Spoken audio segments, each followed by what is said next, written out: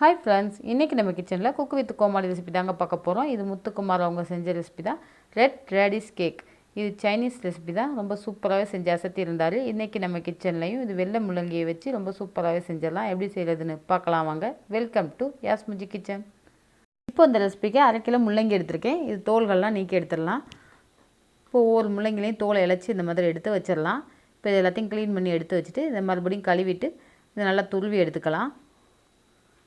எல்லாத்தையும் துருவி எடுத்தாச்சு. இப்போ இதை ஒரு ஸ்ட்ரெயினர் வச்சு இதை நல்லா பிழிஞ்சு எடுத்துக்கலாம். முள்ளங்கிலே தண்ணி சத்து இருக்கும். அதை நல்லா தண்ணியை பிழிஞ்சு எடுத்துகிட்டு இதை பேனில் மாற்றிடுங்க. ட்ரையாக உள்ளதை மட்டும் பேனில் மாற்றிட்டு இந்த தண்ணியிலே வச்சிடலாம். இப்போ இந்த பவுலில் முள்ளங்கி தண்ணி கூடவே 3 டேபிள் ஸ்பூன் அரிசி மாவு, 1 டேபிள் ஸ்பூன் கார்ன்ஃப்ளோர், 1/4 டீஸ்பூன் உப்பு சேர்த்து நல்லா மிக்ஸ் பண்ணி விட்டலாம். கட்டிகள் இல்லாமல் இதை கரைச்சி விட்டுருங்க. இப்போ இது இருக்கட்டும். இப்போ நம்ம முள்ளங்கியை வதக்கி விட்டுடலாம். நல்லா பச்சை வாசனை போகிற அளவு நல்லா வதக்கி விட்டுருங்க. நல்லா ட்ரை ஆகி வந்ததுக்கப்புறம் இது கூட ஒரு சிட்டிகை மிளகுத்தூள், ஒரு சிட்டிகை உப்பும் சேர்த்து மிக்ஸ் பண்ணி விட்டுடலாம். இது நல்லா ட்ரை ஆகி வந்துடுச்சு. இப்போ இது கூட நம்ம மிக்ஸ் பண்ணி வச்சுருக்க அரிசி மாவு, கார்ன்ஃப்ளவர்லாம் சேர்த்து வச்சுருக்கோம்ல, அந்த மிக்ஸரை இது கூட சேர்த்து நல்லா மிக்ஸ் பண்ணி விட்டுடலாம்.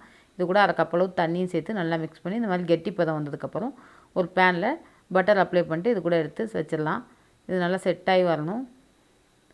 எல்லா பக்கமும் நல்லா அமுக்கி விட்டுட்டு ஒரு இட்லி பாத்திரத்தில் கூட நீங்கள் வச்சு இந்த மாதிரி தண்ணி வச்சு வேக வச்சிடலாம். நான் பேன்லாம் கொஞ்சம் தண்ணி வச்சு ஒரு ஸ்டாண்டு வச்சு இதை வேக வச்சிடுறேன். ஒரு 10 நிமிஷம் அல்லது 1/4 மணி நேரத்தில் இது நல்லா வெந்து வந்துடும். 1/4 மணி நேரத்துக்கு அப்புறம் ஒரு டூத்பிக் வச்சு பார்க்குறேன். இது நல்லா வெந்து வந்துடுச்சு பாருங்கள். நல்லா ஒட்டாமல் வந்துடுச்சு. இது ஆறுனதுக்கப்புறம் ஃப்ரிட்ஜில் வச்சு அதுக்கப்புறம் எடுங்க. அப்போ தான் நல்லா செட் ஆகிருக்கும். ஃப்ரிட்ஜில் வச்சுட்டு இப்போ இதை கட் பண்ணிடலாம். இப்போ நல்லா செட் ஆகி வந்துடுச்சு நம்ம முள்ளங்கி கேக். இப்போ ஒவ்வொரு பீஸாக எடுத்துகிட்டு ஒரு பேனில் 2 டீஸ்பூன் ஆயில் சேர்த்துக்கலாம். ஆயில் ஹீட் ஆனதும் நம்ம ஒவ்வொரு பீஸாக இது கூட சேர்த்து நல்லா ஃப்ரை பண்ணி எடுத்துக்கலாம். 2 பக்கமும் நல்லா பொன்னிறமாக வர மாதிரி திருப்பி விட்டு எடுத்துருங்க. இப்போ 2 பக்கமும் நல்லா பொன்னிறமாக வந்துருச்சு. இப்போ இதை ஒரு பிளேட்டில் மாற்றி வச்சிடலாம்.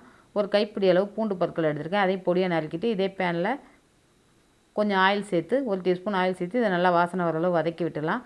இது கூடவே கொஞ்சம் மஷ்ரூமும் கட் பண்ணி எடுத்து வச்சுருக்கேன். அதையும் இது கூட சேர்த்துடலாம். பூண்டு நல்லா வாசனை வர அளவு வதங்கினதுக்கப்புறம் மஷ்ரூமையும் கட் பண்ணி இது கூட சேர்த்துடலாம். சேர்த்து இதையும் நல்லா வதக்கி விட்டுடலாம். மஷ்ரூமும் நல்லா வதங்கினதுக்கப்புறம் ரெட் கலர் கேப்சிகம் கொஞ்சம் எடுத்துருக்கேன். அதையும் கட் பண்ணி இது கூட சேர்த்துட்டு க்ரீன் கலர் கேப்சிகம் கொஞ்சம் எடுத்துருக்கேன். அதையும் கட் பண்ணி எடுத்துக்கலாம். ஒரு கைப்பிடி அளவு 2யும் கட் பண்ணி இது கூட சேர்த்து நல்லா வதக்கி விட்டுடலாம். இதெல்லாம் நல்லா வதங்கி வந்ததும் சில்லி சாஸ் ஒரு 2 டேபிள் ஸ்பூன் அளவு சேர்த்துடலாம். சேர்த்து மிக்ஸ் பண்ணி விட்டுருங்க. இது கூட சோயா சாஸ் 2 டேபிள் ஸ்பூன் அளவு சேர்த்துருங்க. சேர்த்து இதையும் நல்லா மிக்ஸ் பண்ணி விட்டுடலாம். நம்ம சாஸ் நல்லா ரெடி ஆகிடுச்சு. இப்போ இதை ஒரு பவுலில் கொஞ்சம் எடுத்து வச்சிடலாம். பிளேட்டிங் செஞ்சிடலாம். ஒரு பிளேட்டில் கொஞ்சம் சாஸ் தடவிட்டு நம்ம எடுத்து வச்சா ரேடிஷ் கேக்கை இது மேலே வச்சிடலாம். வச்சுட்டு இது மேலே நம்ம வதக்கி வச்சுருந்தோம்ல மஷ்ரூம் எல்லாம் அது மேலே தூவி விட்டுடலாம். அவ்வளோதாங்க. ரொம்ப அட்டகாசமான டேஸ்ட்டில் ரொம்ப சூப்பரான ரேடிஷ் கேக் சூப்பராக ரெடி ஆகிடுச்சு. இதே போல் நீங்களும் ட்ரை பண்ணி பார்த்துட்டு எப்படி இருந்துச்சுன்னு மறக்காமல் எனக்கு கமெண்ட்ஸில் சொல்லுங்கள். மீண்டும் ஒரு நல்ல ரெசிபியோட அடுத்த வீடியோவில் உங்களை சந்திக்கிறேன். நன்றி.